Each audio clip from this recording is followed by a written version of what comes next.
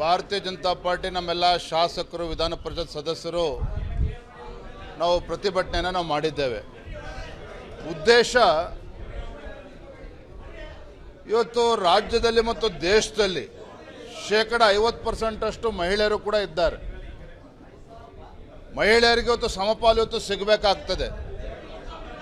ಕೇಂದ್ರದಲ್ಲಿ ನರೇಂದ್ರ ಮೋದಿಜಿಯವರು ಮಹಿಳಾ ಮೀಸಲಾತಿಯನ್ನು 33% ಮೀಸಲಾತಿಯನ್ನು ತರಬೇಕು ಅಂತ ಹೇಳಿದ್ರೆ ಅಲ್ಲಿ ರಾಹುಲ್ ಗಾಂಧಿ ಅವರು ಕಾಂಗ್ರೆಸ್ ಪಕ್ಷ ದೆಹಲಿನಲ್ಲಿ ವಿರೋಧ ಮಾಡ್ತಾರೆ. ಇಲ್ಲಿ ಕರ್ನಾಟಕದಲ್ಲೂ ಸಹ ಮಹಿಳೆಯರಿಗೆ ಅಪಮಾನ ಮಾಡುವಂತ ಕೆಲಸ ಈ ಕಾಂಗ್ರೆಸ್ ಸರ್ಕಾರ ಮಾನ್ಯ ಮುಖ್ಯಮಂತ್ರಿಗಳು ಮಾಡಿದ್ದಾರೆ. ಯಾಕೆ ಮಾತನ್ನು ಹೇಳ್ತಾ ಇದ್ದಾನೆ ಅಂತ ಹೇಳಿದ್ರೆ ಮೊನ್ನೆ ನಡೆದಂತ ಕ್ಯಾಬಿನೆಟ್ ಎಕ್ಸ್ಪಾನ್ಷನ್ ಸಂದರ್ಭದಲ್ಲಿ ಒಬ್ಬ ಮಹಿಳೆಯರ ಹೆಸರು ಕೂಡ ತೀರ್ಮಾನ ಆಗಿರ್ತದೆ, ಪತ್ರಿಕೆ ಟಿವಿಗಳಲ್ಲೆಲ್ಲ ಕೂಡ ಬರ್ತದೆ, ಆಮೇಲೆ ಕೈ ಬಿಡ್ತಾರೆ ಅವರ ಹೆಸರನ್ನ. ಅಂದ್ರೆ ಮಹಿಳೆಯರಿಗೆ ಅಪಮಾನ ಮಾಡುವಂತ ಕೆಲಸ ಇವತ್ತು ರಾಜ್ಯದ ಮುಖ್ಯಮಂತ್ರಿಗಳು ಮಾಡಿದ್ದಾರೆ, ಕಾಂಗ್ರೆಸ್ ಸರ್ಕಾರ ಮಾಡಿದ್ದಾರೆ.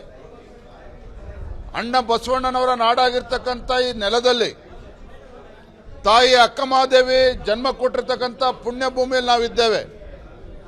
ಇಡೀ ದೇಶಕ್ಕೆ ಮಾದರಿ ಆಗಬೇಕಾಗಿತ್ತು. ಅಂಥದ್ರಲ್ಲಿ ಇವತ್ತು ಕ್ಯಾಬಿನೆಟ್ನಲ್ಲಿ ಮಹಿಳೆಯರಿಗೆ ಇವತ್ತು ರೆಪ್ರೆಸೆಂಟೇಷನ್ ಇಲ್ಲದೇನೆ ಈ ಅಧಿವೇಶನ ಬಹುಶಃ ರಾಜ್ಯದ ಇತಿಹಾಸದಲ್ಲಿ ಮೊಟ್ಟ ಮೊದಲ ಬಾರಿಗೆ ಕ್ಯಾಬಿನೆಟ್ನಲ್ಲಿ ಮಹಿಳೆಯರು ಇಲ್ಲದೇನೆ ಇವತ್ತು ಅಧಿವೇಶನ ನಡೀತಾ ಇರುವಂಥದ್ದು. ಹಾಗಾಗಿ ಭಾರತೀಯ ಜನತಾ ಪಾರ್ಟಿದು ನಾವು ಖಂಡಿಸ್ತೇವೆ.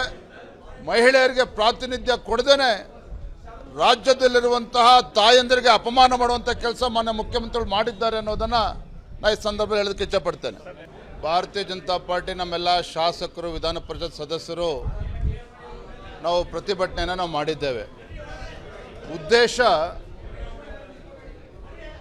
ಇವತ್ತು ರಾಜ್ಯದಲ್ಲಿ ಮತ್ತು ದೇಶದಲ್ಲಿ 50% ಅಷ್ಟು ಮಹಿಳೆಯರು ಕೂಡ ಇದ್ದಾರೆ. ಮಹಿಳೆಯರಿಗೆ ಇವತ್ತು ಸಮಪಾಲು ಇವತ್ತು ಸಿಗಬೇಕಾಗ್ತದೆ. ಕೇಂದ್ರದಲ್ಲಿ ನರೇಂದ್ರ ಮೋದಿಜಿಯವರು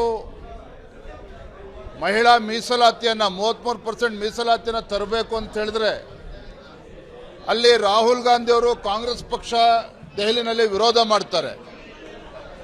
ಇಲ್ಲಿ ಕರ್ನಾಟಕದಲ್ಲೂ ಸಹ ಮಹಿಳೆಯರಿಗೆ ಅಪಮಾನ ಮಾಡುವಂತ ಕೆಲಸ ಈ ಕಾಂಗ್ರೆಸ್ ಸರ್ಕಾರ ಮಾನ್ಯ ಮುಖ್ಯಮಂತ್ರಿಗಳು ಮಾಡಿದ್ದಾರೆ. ಯಾಕೆ ಮಾತನ್ನು ಹೇಳ್ತಾ ಇದ್ದಾನೆ ಅಂತ ಹೇಳಿದ್ರೆ ಮೊನ್ನೆ ನಡೆದಂತ ಕ್ಯಾಬಿನೆಟ್ ಎಕ್ಸ್ಪಾನ್ಷನ್ ಸಂದರ್ಭದಲ್ಲಿ ಒಬ್ಬ ಮಹಿಳೆಯರ ಹೆಸರು ಕೂಡ ತೀರ್ಮಾನ ಆಗಿರ್ತದೆ, ಪತ್ರಿಕೆ ಟಿವಿಗಳಲ್ಲೆಲ್ಲ ಕೂಡ ಬರ್ತದೆ, ಆಮೇಲೆ ಕೈ ಬಿಡ್ತಾರೆ ಅವರ ಹೆಸರನ್ನ. ಅಂದ್ರೆ ಮಹಿಳೆಯರಿಗೆ ಅಪಮಾನ ಮಾಡುವಂತ ಕೆಲಸ ಇವತ್ತು ರಾಜ್ಯದ ಮುಖ್ಯಮಂತ್ರಿಗಳು ಮಾಡಿದ್ದಾರೆ, ಕಾಂಗ್ರೆಸ್ ಸರ್ಕಾರ ಮಾಡಿದ್ದಾರೆ. ಅಣ್ಣ ಬಸವಣ್ಣನವರ ನಾಡಾಗಿರ್ತಕ್ಕಂಥ ಈ ನೆಲದಲ್ಲಿ ತಾಯಿ ಅಕ್ಕಮಹಾದೇವಿ ಜನ್ಮ ಕೊಟ್ಟಿರ್ತಕ್ಕಂಥ ಪುಣ್ಯ ಭೂಮಿಯಲ್ಲಿ ನಾವಿದ್ದೇವೆ. ಇಡೀ ದೇಶಕ್ಕೆ ಮಾದರಿ ಆಗಬೇಕಾಗಿತ್ತು. ಅಂಥದ್ರಲ್ಲಿ ಇವತ್ತು ಕ್ಯಾಬಿನೆಟ್ನಲ್ಲಿ ಮಹಿಳೆಯರಿಗೆ ಇವತ್ತು ರೆಪ್ರೆಸೆಂಟೇಷನ್ ಇಲ್ಲದೇನೆ ಈ ಅಧಿವೇಶನ ಬಹುಶಃ ರಾಜ್ಯದ ಇತಿಹಾಸದಲ್ಲಿ ಮೊಟ್ಟ ಮೊದಲ ಬಾರಿಗೆ ಕ್ಯಾಬಿನೆಟ್ನಲ್ಲಿ ಮಹಿಳೆಯರು ಇಲ್ಲದೇನೆ ಇವತ್ತು ಅಧಿವೇಶನ ನಡೀತಾ ಇರುವಂಥದ್ದು. ಹಾಗಾಗಿ ಭಾರತೀಯ ಜನತಾ ಪಾರ್ಟಿದು ನಾವು ಖಂಡಿಸ್ತೇವೆ. ಮಹಿಳೆಯರಿಗೆ ಪ್ರಾತಿನಿಧ್ಯ ಕೊಡದೇನೆ ರಾಜ್ಯದಲ್ಲಿರುವಂತಹ ತಾಯಂದಿರಿಗೆ ಅಪಮಾನ ಮಾಡುವಂಥ ಕೆಲಸ ಮಾನ್ಯ ಮುಖ್ಯಮಂತ್ರಿಗಳು ಮಾಡಿದ್ದಾರೆ ಅನ್ನೋದನ್ನು ನಾನು ಈ ಸಂದರ್ಭದಲ್ಲಿ ಹೇಳೋದಕ್ಕೆ ಇಚ್ಛಪಡ್ತೇನೆ.